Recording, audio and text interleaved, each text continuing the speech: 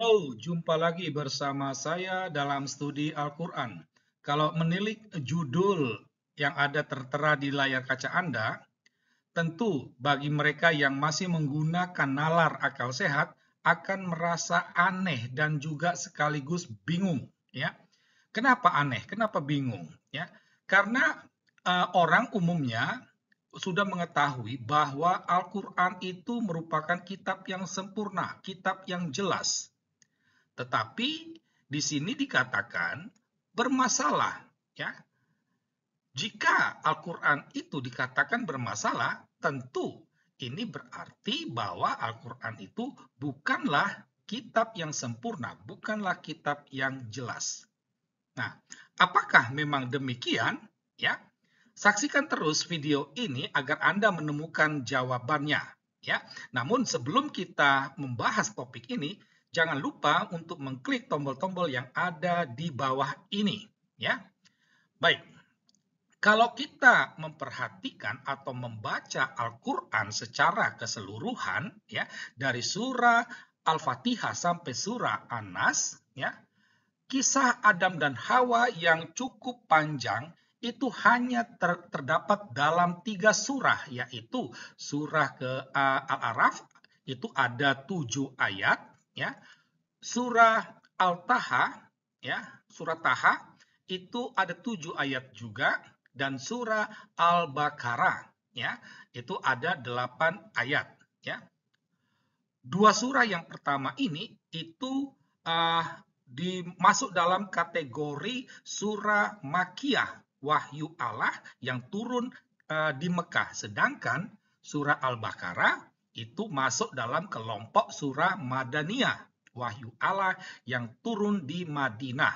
Ya, nah, namun bukan hanya dalam 3 surah ini saja kisah Adam dan Hawa itu terdapat dalam Al-Quran. Ada beberapa surah juga menampilkan tentang Adam dan Hawa. Namun jumlah ayatnya tidaklah banyak, paling cuma 1 ayat saja. Misalnya dalam surah ke-7, surah ke-3, surah ke-4 An-Nisa, dan juga surah ke-15. Ya, di sini hanya terdapat dalam ayat itu saja, karena kalau kita membaca ayat sebelumnya dan juga ayat sesudahnya, itu sama sekali tidak ada kaitan, ya, sama sekali dengan ayat yang terdapat dalam kisah Adam dan Hawa ini.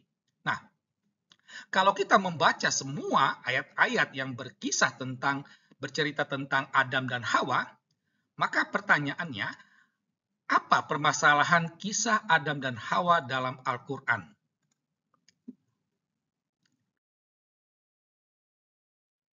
Baik, jadi kita coba akan melihat, memaparkan, ya. Jadi kalau kita membaca ayat-ayat Al-Quran yang berisi tentang Adam dan Hawa, ya, yang umat Islam meyakini bahwa itu merupakan wahyu Allah, ya, kata-kata Allah sendiri kepada Muhammad, maka kita menemukan ada beberapa persoalan, ya. Yang pertama, ya, tampak jelas bahwa Allah Subhanahu wa taala tidak menggunakan kata Hawa sebagai nama istri Adam. Jadi kalau kita membaca tidak ditemukan dalam Al-Qur'an itu kata Hawa, ya. Memang kalau kita membuka kitab Al-Qur'an sekarang memang tertulis kata Hawa, ya.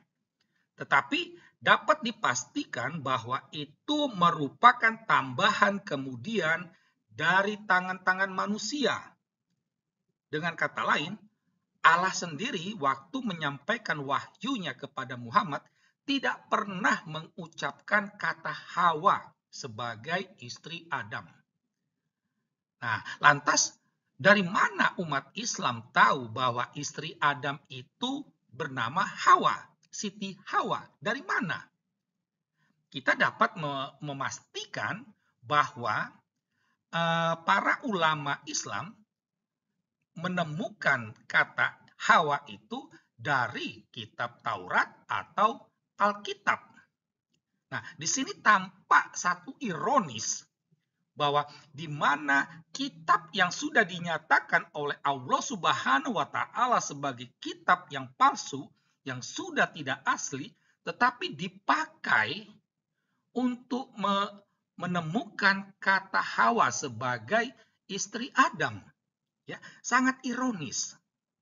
Nah, lepas dari itu, pertanyaan kita adalah kenapa Allah Subhanahu wa taala ketika menyampaikan wahyunya kepada Muhammad tidak menyebut nama Hawa? Apakah Allah Subhanahu wa taala ini lupa?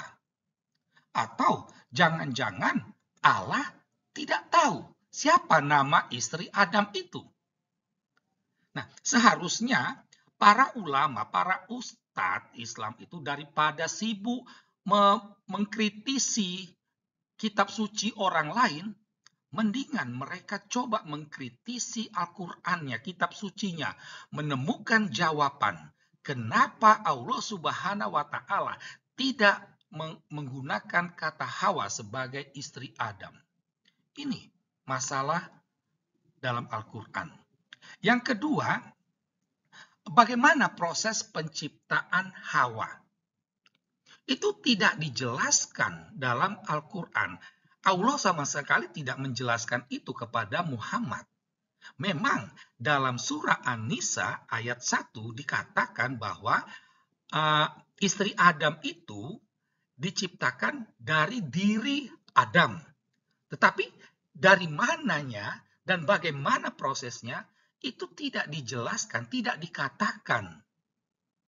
Lantas seringkali dalam ceramah keagamaan tausiah, para ustadz, para ulama mengatakan bahwa Hawa itu diciptakan dari tulang rusuk Adam.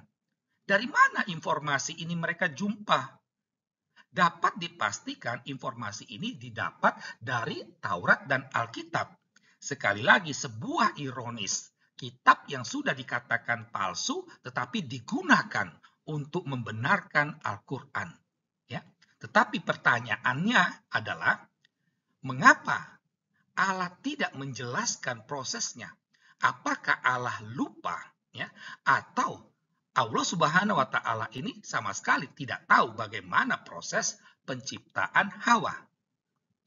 Masalah lain adalah Adam dan Hawa diturunkan dari surga. Ya. Padahal dalam banyak ayat Al-Quran, wahyu Allah pernah berkata bahwa surga itu kekal. Kalau kekal itu artinya tidak ada perubahan. Dari awal ya sampai selama-lamanya. Adam dan Hawa diturunkan dari surga, itu mengindikasikan surga itu tidak kekal. Kenapa bisa begitu? Apakah Allah ini lupa? Atau jangan-jangan Allah ini tidak tahu kalau dia dulu pernah mengatakan bahwa surga itu sifatnya kekal. Masalah lain, misalnya, setan dan iblis itu ada di dalam surga. Padahal Allah pernah berkata bahwa surga itu merupakan tempat bagi mereka yang takwa kepadanya, yang melakukan kebaikan.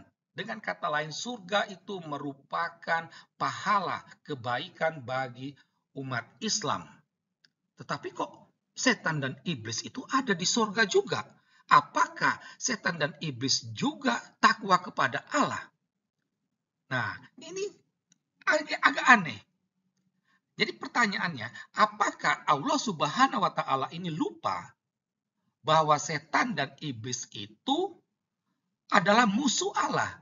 Atau jangan-jangan Allah Subhanahu wa taala ini tidak tahu kalau dulu dia pernah mengatakan bahwa setan dan iblis itu adalah musuh yang nyata. Nah, inilah problem, inilah masalah tentang kisah dan Adam dan Hawa dalam Al-Quran. Ya, daripada ulama Islam ustadz sibuk mengkritisi kitab suci orang lain, lebih baik mengkritisi dulu Al-Qur'annya sendiri. Sekian dan terima kasih.